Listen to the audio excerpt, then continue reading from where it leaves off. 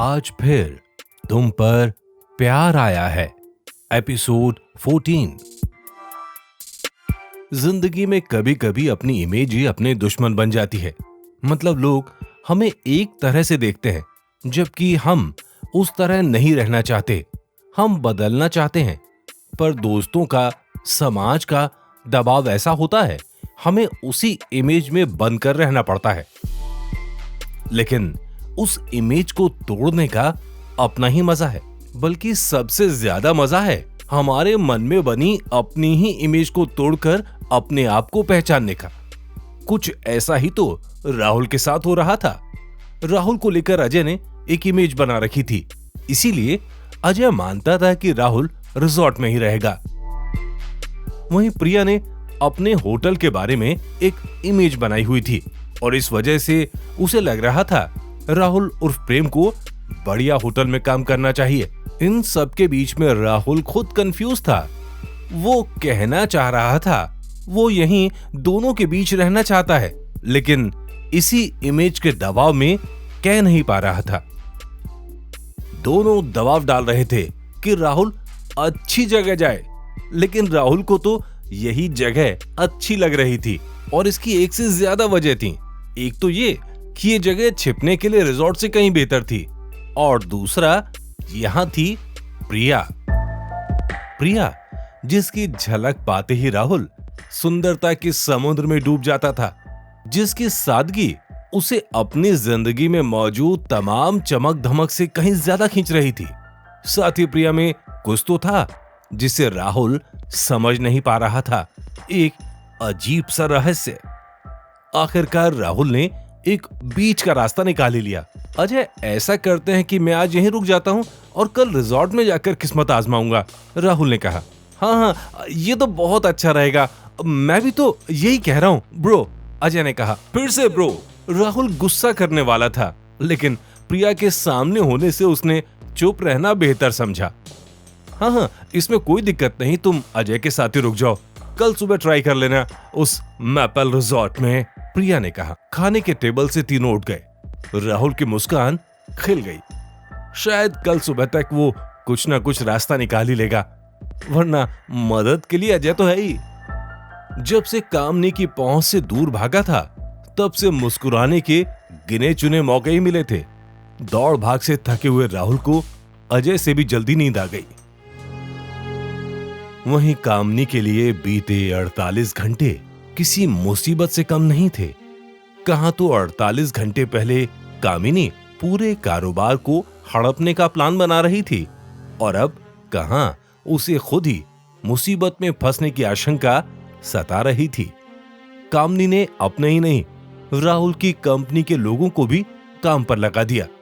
Company का मालिक गायब था, इसलिए हर कोई चिंतित था।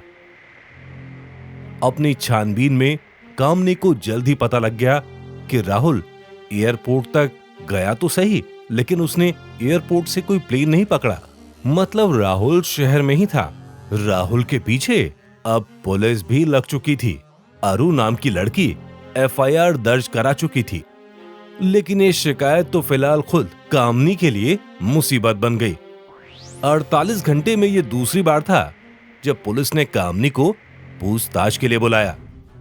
मैडम, सच सच बताइए, आपने राहुल को कहां छिपा रखा है? टेबल के उस पार बैठे पुलिसकर्मी ने कहा। कामिनी चिल्लाकर कहना चाहती थी, मुझे पता होता तो मैं खुद आपको उस तक पहुंचा देती, पर उसने सावधानी बरतते हुए सिर्फ इतना ही कहा, मुझे नहीं पता। मैडम, आपका चेहरा बता रहा है आप झूठ बोल रही हैं। आप तो उसकी सेक्रेटरी है ना, आपको तो सब पता होगा, दूसरे पुलिस वाले ने पूछा। नहीं सर, मुझे बिल्कुल भी अंदाजा नहीं है, उसने मुझे कुछ नहीं बताया, कामिनी ने कहा। अच्छा जी, राहुल आपको घर बुलाता है, अपने कमरे में ठहराता है, और फिर वैसे रात को ऐसा क्या हुआ था आपके बीच? पहले पुलिस वाले ने उकसाते हुए पूछा। इससे आपको मतलब? सर देखिए, मुझे बिना बताए चला गया, कामिनी ने कहा। मैडम, हर क्रिमिनल का साथी ना यहां आकर यही बोलता है, रात को कुछ तो बातें हुई होंगी ना आपके बीच। उसी के बाद वो ऐसे गायब हो गया जैसे गधे के सिर से सींग, दूसरे पुलिस वाले ने कहा।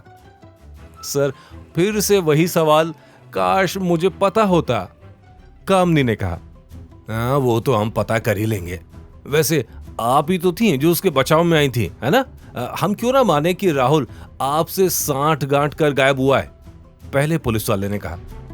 अरे कमिश्नर साहब को बता दो एटवले, ये मैडम ऐसे नहीं मानेंगी, इनसे जरा कड़ाई से पूछताछ करनी पड़ेगी, निकलवाओ इनकी कॉल डिटेल, दूसरे पुलिस वाले ने कहा। अरे सर, क्या बात कर रहे हैं आप तो ऐसे ट्रीट कर रहे हैं जैसे मैं ही मुजरिम हूं, कामनी ने गुस्से से कहा। अरे कुछ तो गड़बड़ है मैडम, हम भी इतने साल से काम कर रहे हैं, चेहरा देखकर समझ जाते हैं। पुलिस वालों की आंखें लगातार कामनी के चेहरे पर आ रहे भावों पर जमी थी। अरे कहीं छिप जाए आपका वो आशिक, ढूंढ कर निकाल लेंगे, आप अपनी खैर मनाइए कि आपका नाम ना आए, दूसरे पुलिस वाले ने कहा। सर, मैं पूरी कोशिश कर रही हूं राहुल को ढूंढने की, अगर मुझे मिला ना तो मैं आपको जरूर कॉल करूंगी। वैसे राहुल सिर्फ मेरा बॉस था, काम के सिलसिले में बुलाया था, लेकिन फिर अचानक गायब हो गया, कामनी ने कहा।